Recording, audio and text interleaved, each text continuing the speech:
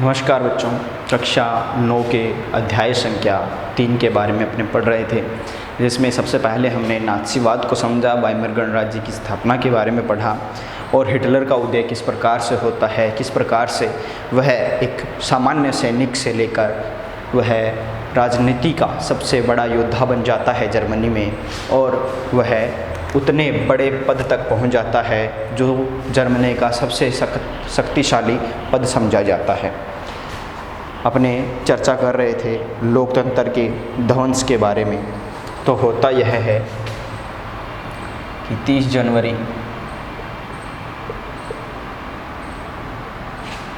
1933 को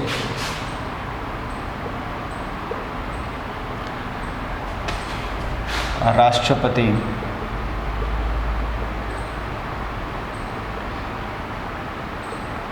Hindenburg chancellor का पद लेने के लिए आमंत्रित करते हैं, न्योता देते हैं किसको? हिटलर को।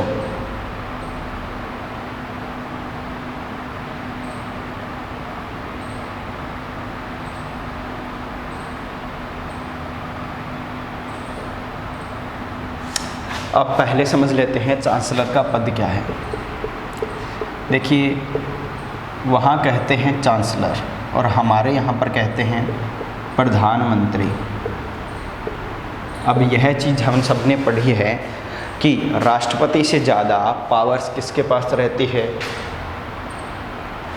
प्रधानमंत्री के पास रहती है। उसी प्रकार से वहाँ के राष्ट्रपति से भी ज़्यादा पावर किसके पास थी? चांसलर के पास। यानी जर्मनी का सबसे ताकतवर पद जो था वह चांसलर का था। और चांसलर के पद पर कौन आकर बैठ गया था? अब हिटलर स्वयं आकर बैठ गया था। तब तक क्या है, नाज़ी पार्टी जो थी वो रूढ़िवादियों को अपने उद्देश्य से जोड़ चुकी थी। यानी अब क्या है, जो संगठन हो चुका था वह संगठन दो ऐसे समुदायों का हो चुका था जो विध्वंस की तरफ ले जाना चाहती थी। एक तो नाज़ी पार्टी जो भविष्य के विध्वंस को तैयार करने जा रही थी, और प्लस में रूढ़िवादी विचारधारा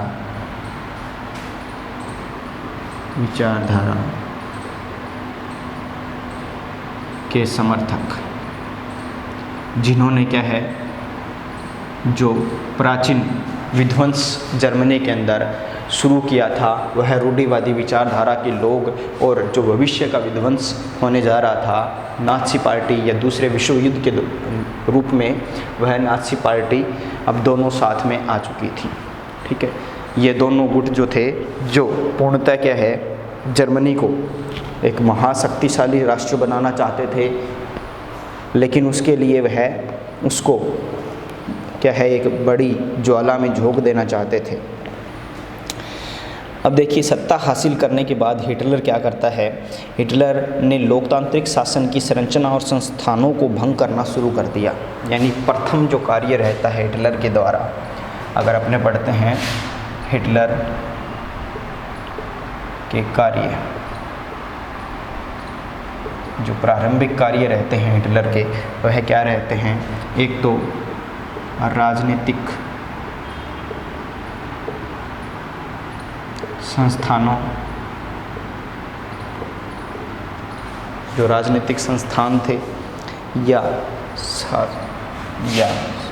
शासन संरचना थी, उसको क्या करना शुरू कर दिया? भंग करना शुरू कर दिया, बंद करना शुरू कर दिया धीरे धीरे। यानी अब वह उस पर राजनीतिक तंत्र के द्वारा चांसलर के पद का सही प्रयोग नहीं कर रहा था, वह उसका मिसयूज कर रहा था, और जो राजनीतिक जीवन या लोकतांत्रिक शासन पद्धति उसको सौंपी गई थी, उसको बदलकर वह तानाशाही शासन पद्धति को लागू करना चाहता था। इसीलिए उसने क्या है, राजनीतिक संस्थानों को, शासन की संरचना को भंग करना शुरू कर दिया। अब देखिए, फरवरी का माह जो आता है उसके लिए, फरवरी का माह फरवरी के माह में क्या है, एक रहस्यमयी घटना होती है और उस घटना के बाद वह सब कुछ बदल कर छोड़ देता है। एक और वो घटना कहाँ होती है? फरवरी के माह में जर्मनी की संसद में होती है। और ऐसी घटना होती है जो जर्मनी के संसद की इम्पोर्टेंस बिल्कुल जीरो बनाकर छोड़ देती है। जर्मनी की संसद में क्या है, एक तरह से क्या है, एक प्रकार का अग्निकांड होता है जो उस संसद को ही जलाकर छोड़ देता है। अग्निकांड का मतलब यह मत समझिएगा कि वहाँ पर कोई आग लगी थी या वहाँ क्या है, आग लग जाने के कारण बहुत कुछ जल गया होगा, ऐसा कुछ नहीं है। संसद जली नहीं थी, बल्कि कार्य ऐसा किया गया था कि एक, यानी मैंने बताया ना हिटलर के कार्य क्या रहे, फरवरी के अंदर वह लाता है एक अग्नि अध्यादेश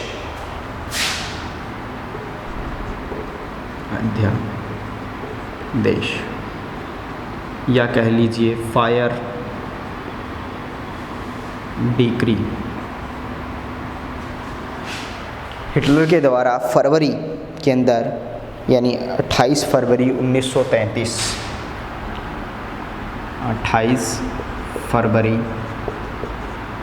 1933 के अंदर अग्नि अध्यादेश या फायर डिक्री को पेश किया जाता है जर्मनी की संसद में, के जरिए वह क्या करता है, एक तो अभिव्यक्ति मतलब एक्सप्रेशन, राइट टू एक्सप्रेशन, अपने विचारों को एक्सप्रेस करने का अधिकार जो है, व्यक्त करने का अधिकार जो है वह। दूसरा प्रेस यानी मीडिया, ठीक है, या सार्वजनिक सभा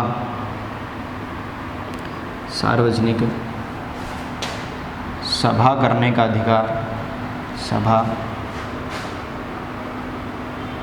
का अधिकार,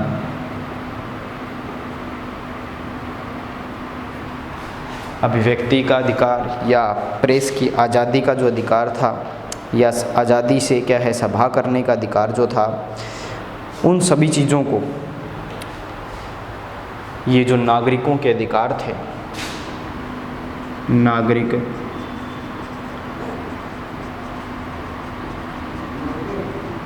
अधिकारों को क्या कर देता है, इस फायर डिक्री के द्वारा बिल्कुल ही बंद कर देता है। कब तक के लिए? अनिश्चित काल के लिए,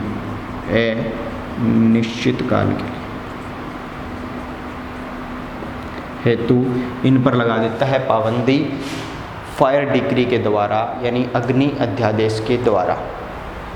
अब अग्नि अध्यादेश के द्वारा नागरिकों के पास कुछ अधिकार रहे नहीं हैं।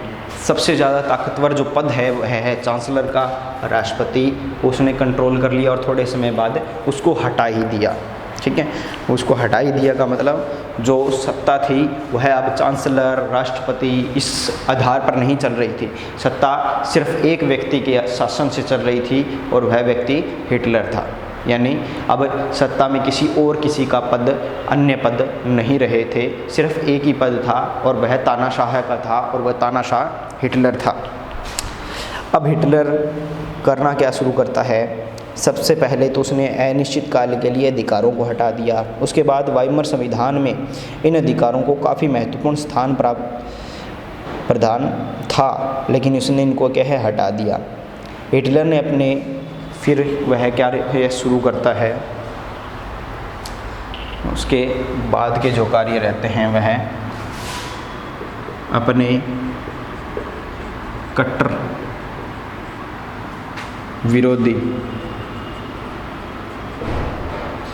समाजवादियों जो उनके कट्टर विरोधी थे समाजवादी, उनको क्या करना शुरू कर देता है, मारना शुरू कर देता है। इसके अलावा समाजवादियों के साथ साथ कम्युनिस्टों, यानी उसके कट्टर विरोधी समाजवादी व कम्युनिस्ट दोनों थे, तो कम्युनिस्टों और समाजवादियों को क्या है वह मरवाना शुरू करता है। ज़्यादातर कम्युनिस्टों को रातों रात कंसंट्रेशन कैंपों में बंद कर दिया गया। ठीक है, यानी जो ज़्यादातर कम्युनिस्ट थे उनको कंसंट्रेशन कैंप में बंद कर दिया गया। अब सबसे पहले समझ लेते हैं कंसंट्रेशन कैंप क्या है। कंसंट्रेशन कैंप ऐसे स्थान थे जहां बिना किसी कानूनी कार्रवाई के लोगों को कैद रखा जाता था। ये कंसंट्रेशन कैंप जो थे वो बिजली की करंट वाले तार से घिरे हुए रहते थे, यानी कोई भागने का भी प्रयास करेगा तो उन तारों के चिपक के वह वहीं पर मर जाएगा। ठीक है, यानी अब उसने क्या कर दिया था, जो व्यक्ति जो विचारधारा उसको पसंद नहीं थी उनको वह भंग करने लगा था, मारने लगा था उनको। ठीक है, तो उसका सबसे पहला निशाना कौन बनते हैं? पहला निशाना बनते हैं जर्मनी के लोगों के, नागरिकों के जो अधिकार थे वह। ठीक है, हिटलर के कार्य क्या रहता है? नागरिक अधिकारों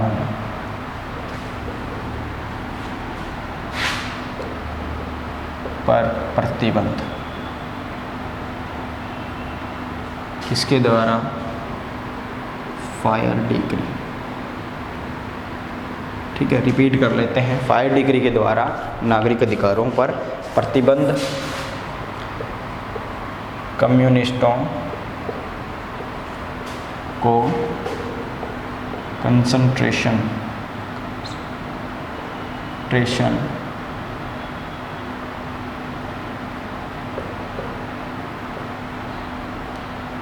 कैंप में बंदी बनाना दूसरा इसका मुख्य कार्य रहता है।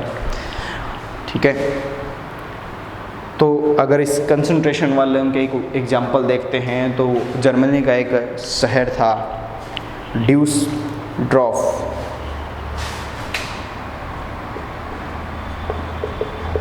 ड्यूसलडॉर्फ नामक शहर था। उसके अंदर जो क्या है लगभग 5 लाख लोगों की आबादी थी और उस शहर से क्या है गिरफ्तार किए गए लोगों की जो फाइलें थी, बची कुची फाइलें थी, उनमें 6,808 लोगों में 8 लोगों की फाइलें थी, जिनमें से लगभग 1404 के लगभग सिर्फ कम्युनिस्ट लोग थे। यानी उसका जो पहला निशाना बनते हैं वह कम्युनिस्ट लोग 1400 के तकरीबन थे ये। ठीक है, तो कम्युनिस्ट लोग थे,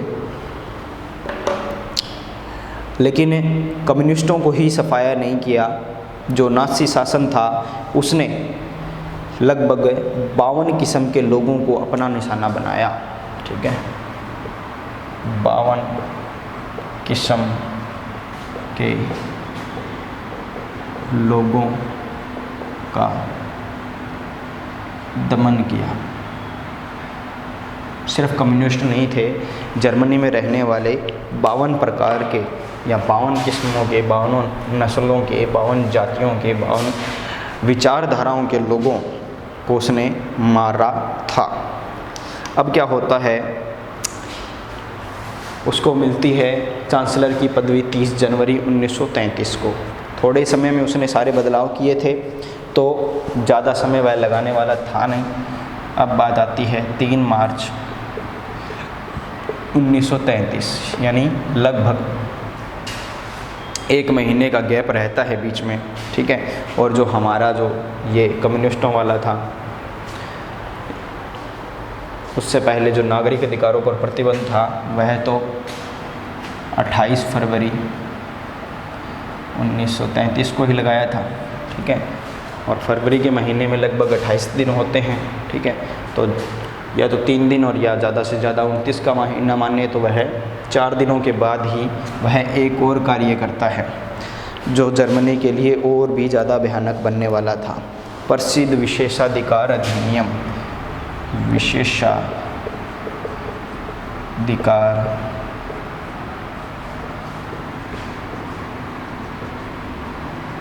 अधिनियम लागू करना शुरू करता है वह, या पारित कर देता है उसको, या जिसको कह सकते हैं इनेबलिंग एक्ट। इनेबलिंग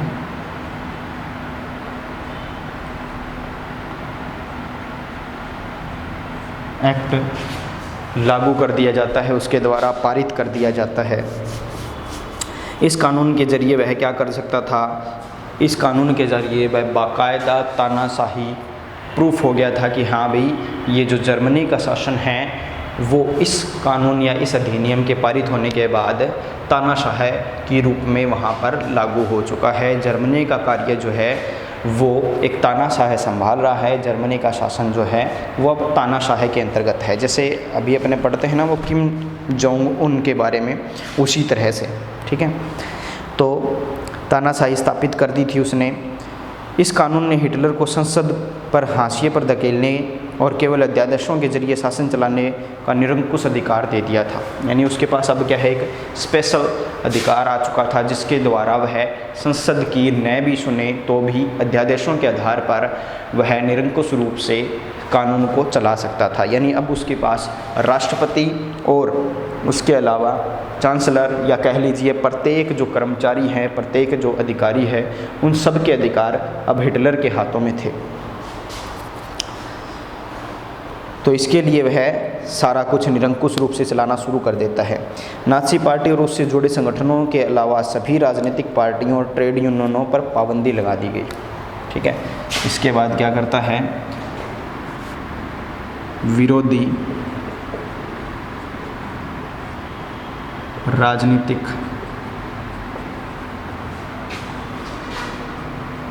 पार्टियों,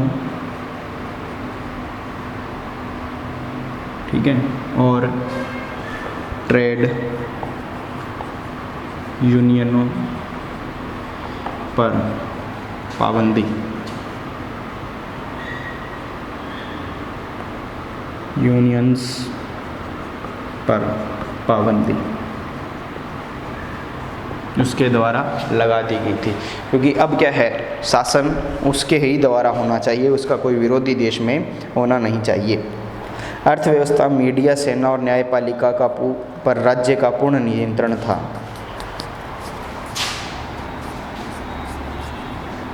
अर्थव्यवस्था, मीडिया,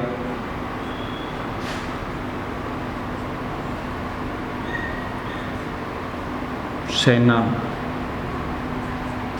और न्यायपालिका भी पर राज्य कह लीजिए या हिटलर का नियंत्रण था। यानी न्यायपालिका को भी उसने क्या है, निष्पक्ष नहीं छोड़ा था, उस पर भी अधिकार किसका हो गया था, हिटलर का हो गया था। यानी अब क्या है, सज़ा सिर्फ उसको मिलेगी जो हिटलर का विरोधी होगा।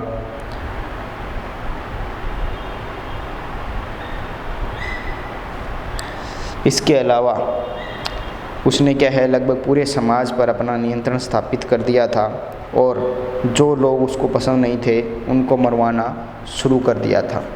इसके लिए पूरे समाज को नाज़ियों के हिसाब से नियंत्रित और व्यवस्थित करने के लिए विशेष निगरानी और सुरक्षा दस्ते गठित किए गए।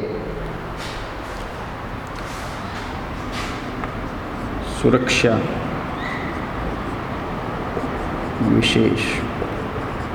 विशेष सुरक्षा दस्ते व निगरानी दस्ते गठित किए गए ताकि जो सारा का सारा देश है, राज्य है, वो नाज़ियों की विचारधारा के हिसाब से ही चले। ये जो दस्ते थे उनमें पहले से मौजूद था हरी वर्दीधारी पुलिस,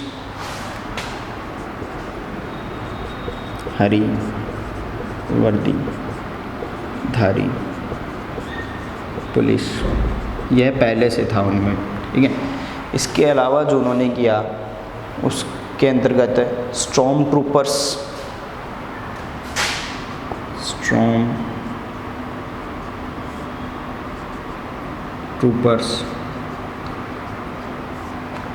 या फिर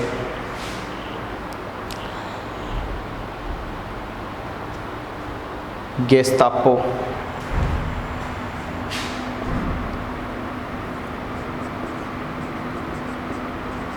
गेस्तापो जो थे वो एक प्रकार का गुप्तचर दस्ता था। ठीक है, यह है मतलब जैसे अपने सीबीआई वगैरह या जो रो वगैरह होते हैं उसकी तरह गुप्तचर राज्य पुलिस थी यह।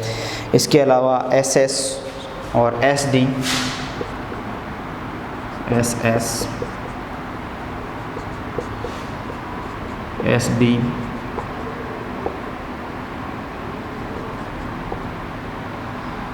यानी एसडी का मतलब है सुरक्षा दस्ता या सुरक्षा सेवा करने वाला।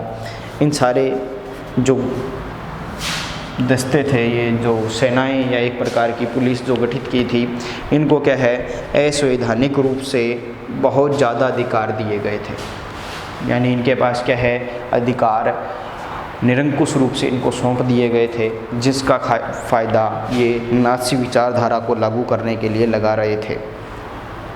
इन्हीं की वजह से नाज़ी राज्य को एक खूंखार आपराधिक राज्य की छवि प्राप्त हुई थी, क्योंकि जो गेस्तापो की यंत्रणा गृहों में किसी को भी क्या है बंदी बनाया जा सकता था। ठीक है, इसके अलावा ये जो नए दस्ते थे वो किसी को भी यातना गृह में भेज सकते थे, किसी को भी क्या है कानूनी कार्रवाई के लिए देश से निकाला जा सकता था या गिरफ्तार किया जा सकता था। दंड की आशंका से मुक्त पुलिस बलों से निरंकुश और निरपेक्ष शासन का अधिकार प्राप्त कर लिया था। यानी ये जो पुलिस बल थे इनको बिल्कुल भी क्या है दंड मिलने का कोई भी प्रावधान नहीं था या किसी प्रकार से कोई भी व्यवस्था लागू कर सकते थे बिना किसी सोचे समझे, बिना कोई कार्रवाई के किसी को भी सज़ा दे सकते थे, देश से निकाल सकते थे। यानी सब कुछ जो था वो इनके इशारों के अनुसार होने लगा था। और जो राज्य है वो पूर्णतः क्या बन चुका था, एक दुखी साम्राज्य का चित्र जो है वो हमारे सामने प्रस्तुत होने लगा था। लोगों के पास अधिकार नहीं थे, लोग अपनी मर्ज़ी से रह नहीं सकते थे, लोग अपनी मर्ज़ी के विचार नहीं रख सकते थे, सिर्फ नाज़ीवाद का सपोर्ट कर सकते थे। और उसमें भी अगर वो सपोर्ट करें तो भी क्या है वह जो लोग हैं वो जिंदा वही रहेंगे जिनको नाज़ी लोग पसंद करते हैं, जिनको नाज़ी विचारधारा के लोग जिस नस्ल को अच्छा मानते हैं वही जिंदा रह सकते हैं। नेक्स्ट पॉइंट रहता है अपना पुनर्निर्माण।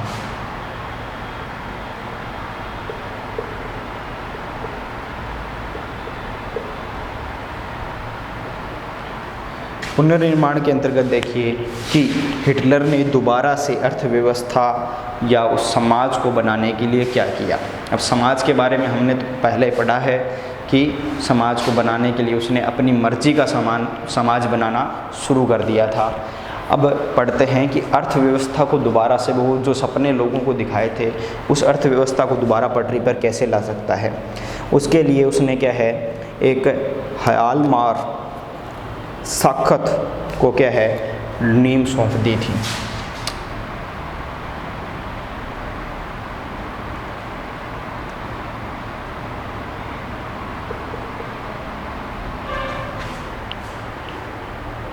हयालमार साखत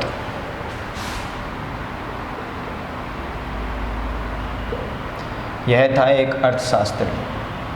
ठीक है, यह भी सही बंदा था, इसने सही आइडिया दिए। ठीक है, कोई गलत कार्य नहीं किया।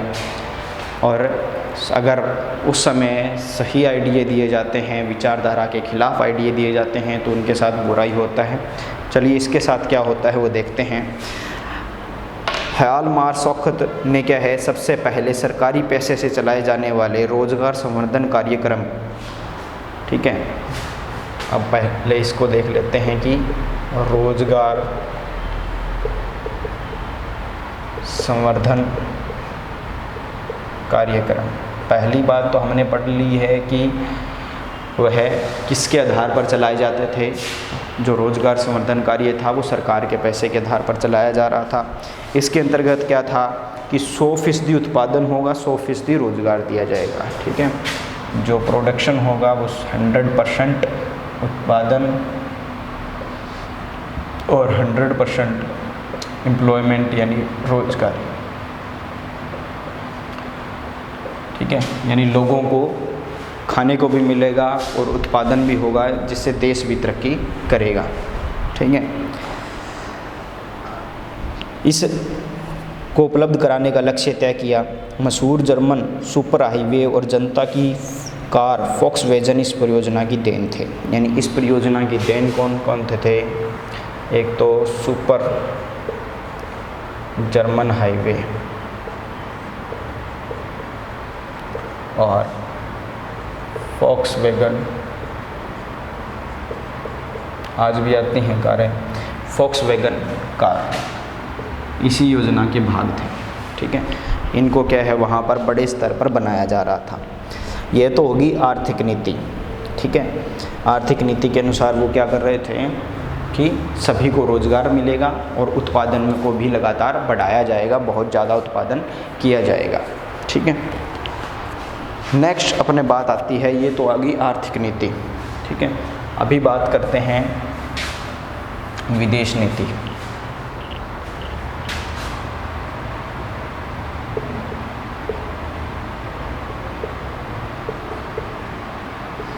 विदेश नीति संभालनी थी स्वयं हिटलर को, उसके लिए किसी मंत्री को रखने की उसको आवश्यकता नहीं थी। तो विदेश नीति के मोर्चे पर हिटलर को फ़ौरन कामयाबियाँ मिलना शुरू हो गई थी। एक तो क्या है, उसने कार्य किया 1933 में लीग्स ऑफ नेशंस से वह हट गया। ठीक है, से जर्मनी अलग हो गया। यानी जर्मनी को क्या है लीग ऑफ नेशंस से उसने हटा लिया था। इसके अलावा उसने क्या किया, 1936 में राइनलैंड पर दोबारा कब्जा कर लिया। 1936 में राइनलैंड पर दोबारा कब्जा। ठीक है, और वहाँ पर जब कब्जा किया तो उसने एक नारा दिया था, एक जन एक साम्राज्य एक नेता। फेमस है एक जन, यानी जर्मनी के जो लोग हैं एक हैं और उनके लिए क्या होना चाहिए, एक साम्राज्य होना चाहिए और वह साम्राज्य किसके अधीन होना चाहिए, एक नेता के अधीन होना चाहिए। ठीक है, यानी अपनी तानाशाही को भी सही प्रूफ किया और एक देश पर उसने कब्जा कर लिया, एक जन एक साम्राज्य एक नेता का नारे के साथ।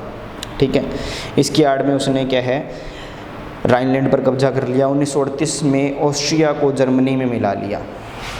1938 में क्या कर लिया उसने, ऑस्ट्रिया को जर्मनी में मिलाया।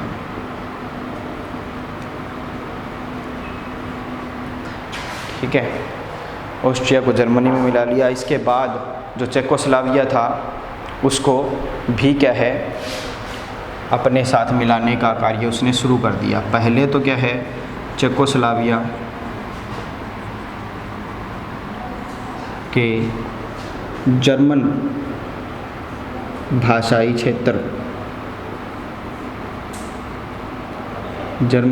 क्षेत्र को मिलाया अपने के अंदर और उसके बाद उसने क्या है पूरे चेकोस्लोवाकिया को ही जर्मनी का हिस्सा बना लिया धीरे धीरे। ठीक है, अब चेकोस्लोवाकिया तक उसकी पहुंच हो चुकी थी। इसके पीछे क्या है उसको क्या है इंग्लैंड का साइलेंट समर्थन मिल रहा था। इंग्लैंड का समर्थन मिल रहा था शांत रूप से, क्योंकि इंग्लैंड क्या है कहीं ना कहीं ऐसा सोचता था कि जो वर्साई की संधि हुई थी उसके तहत जर्मनी के साथ बहुत ज़्यादा बुरा हुआ था। इसी के कारण क्या है इंग्लैंड ने इसमें हस्तक्षेप नहीं किया और वह लगातार क्या है इस प्रकार की विदेश नीतियों की कामयाबी प्राप्त करता रहा और उसको क्या है जो विश्वास होना चाहिए था, आत्मविश्वास होना चाहिए था, वह उसका बहुत ज़्यादा बढ़ जाता है। यानी उसको कॉन्फिडेंस जो था स्वयं पर, सेल्फ कॉन्फिडेंस था, वह अब ओवर कॉन्फिडेंस की स्थिति में पहुंच चुका था। और उस स्थिति में क्या है जब मतलब ताकत के जो नशे में है हिटलर चूर हो जाता है और बिना कुछ सोचे समझे वह अब देश की नियति को अचानक से पलटने का कार्य करने का सोचता है और विश्व युद्ध की शुरुआत करता है।